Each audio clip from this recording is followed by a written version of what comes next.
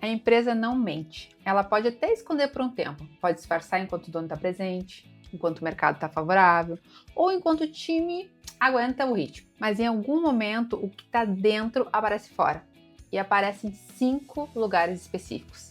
5 espelhos que a empresa coloca na frente de quem lidera toda semana. O problema não é que esses espelhos não existam.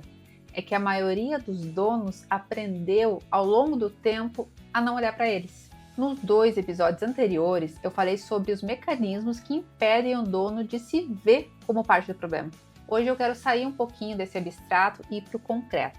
Eu quero te mostrar onde, na prática, o padrão do dono aparece. Não no que ele declara ou acredita sobre si mesmo, mas no que ele faz toda semana, nas situações ordinárias da operação. São 5 espelhos. Você não precisa se reconhecer em todos, tá?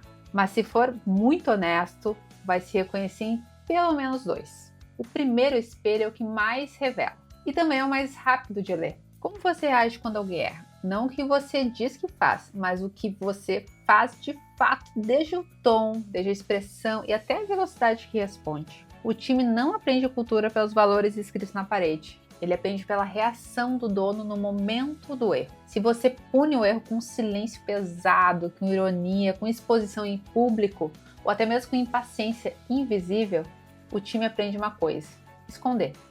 Não porque são desonestos, mas porque são racionais. Aprendem que admitir o erro tem custo alto. Então eles escondem. E o problema que poderia ter sido resolvido pequeno gera crise quando aparece grande. Se você trata o erro como informação, o time aprende a corrigir rápido e trazer o problema antes que ele cresça. A forma como você reage ao primeiro erro define como a tua equipe vai se comportar nos próximos. Então pensa na última vez que alguém errou na tua empresa. Como é que foi a tua reação? Como é que o time aprendeu com ela? O segundo espelho é o mais honesto de todos, porque de pressão tira o filtro.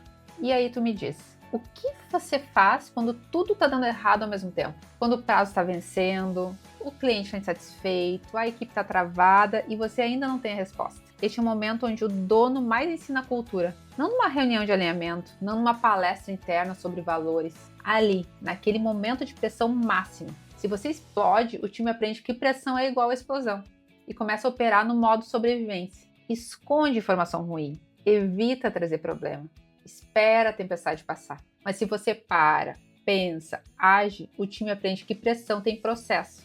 E mais importante, que é possível responder em vez de reagir.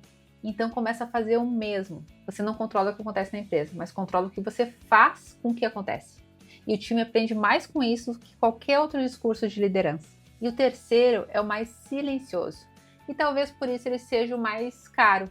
Olha para alguém que está do teu lado hoje, tá? As pessoas com acesso direto a você, que dão opinião nas decisões importantes e as que você consulta quando está com dúvida. Agora responde com honestidade. Alguma delas te desafia de verdade? Não no sentido de criar conflito, mas no sentido de trazer uma perspectiva que contraria a tua, de apontar o risco que você não viu, de discordar com o argumento. Os donos que mais travam são os que ficam rodeados de quem concorda. Não porque esconderam isso, mas porque quem discorda, ao longo do tempo, sai ou aprende que discordar tem custo. Então para de discordar. E o dono fica numa câmara de eco, onde o diagnóstico que ele tem sobre a empresa raramente é testado. Tudo parece certo. A decisão dele parece clara. E o rumo parece óbvio. Até a crise aparecer. Eu te convido a pensar. Quem na tua empresa fala o que você não quer ouvir? Se não tem ninguém, esse é um sinal. E o quarto espelho, tá? Que divide donos em 2 grupos de clareza. Os que delegam de verdade e os que acham que estão delegando. A diferença não está na intenção. Ela está no que acontece depois. Delegar não é mandar fazer. Delegar é criar um sistema onde a pessoa sabe exatamente o que precisa ser feito. Tem os recursos para fazer isso. Entende como vai ser avaliada e tem espaço para errar. E aprende sem ser punida por isso. Sem esses elementos, toda a delegação vira retrabalho ou delargação. O ciclo que eu vejo se repetir é sempre o mesmo.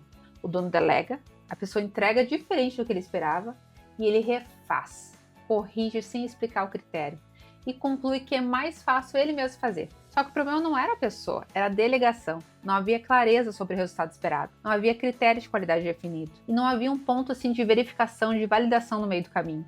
E sem isso, qualquer pessoa vai entregar errado. Não por incapacidade, mas por falta de direção.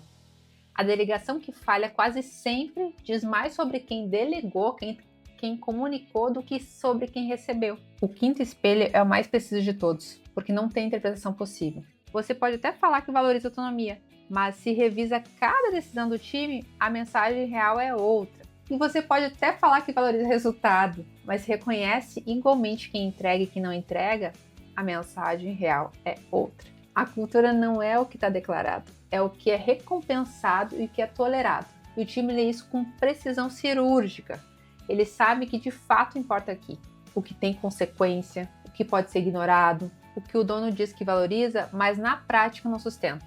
A pergunta é simples: existe alinhamento entre o que você declara que valoriza e o que você de fato recompensa? Se não existe, a cultura que você tem não é a que você quer, é a que você está construindo sem perceber. Nenhum deles exige perfeição, nenhum deles serve para julgamento, todos eles servem para uma coisa só: reconhecer padrão. O dono que nega o que o espelho mostra continua gerando o mesmo resultado. Mesmo com times ou com momentos diferentes, os ciclos seguem iguais. Já o dono que consegue olhar para eles, por mais que doa, o que seja desconfortável, está num lugar diferente. Antes de ir para o próximo episódio, eu te peço uma coisinha concreta. Escolha um desses 5 espelhos. O que mais te incomodou enquanto eu falava? O que mais gerou desconforto? Escreva uma situação real onde esse padrão apareceu na tua empresa nos últimos 30 dias. Não precisa ser algo muito elaborado, não precisa ser bonito, só precisa ser honesto. E aí, no próximo episódio, eu vou falar de algo que atravessa todos esses 5 espelhos e determina se o dono vai conseguir mudar o que viu. E aí eu vou falar sobre mindset, mas não do jeito que você provavelmente já ouviu falar. E se esse episódio fez sentido, compartilha com alguém que está nesse ciclo de trocar time, mas mantém o mesmo resultado. Se inscreve no canal e nos vemos no próximo episódio.